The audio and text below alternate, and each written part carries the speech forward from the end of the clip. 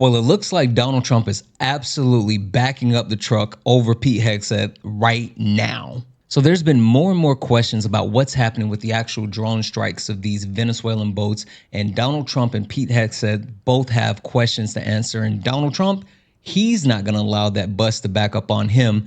He's going to toss it over to Pete. I don't know that happened. And Pete said he did not want them. He didn't even know what people were talking about. So we'll look into it.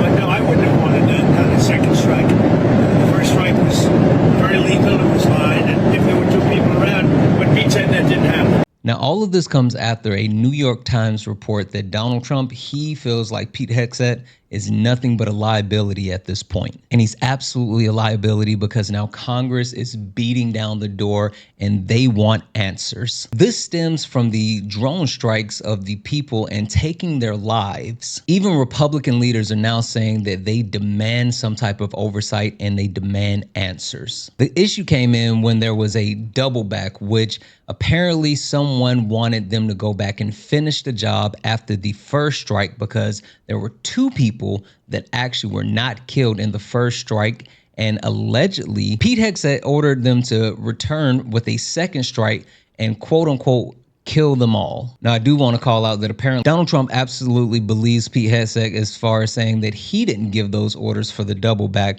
but someone had to issue those orders. Since the Trump administration has started this quote unquote war on drugs with Venezuela, there's been 80 people that have lost their lives. And the United States is still claiming that this is somehow self-defense. The one thing that I do know is Pete Hegseth is going to have a hell of a time trying to defend himself after he said this. We fight to win.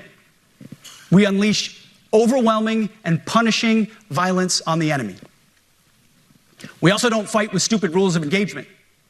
We untie the hands of our warfighters to intimidate, demoralize, hunt, and kill the enemies of our country. No more politically correct and overbearing rules of engagement.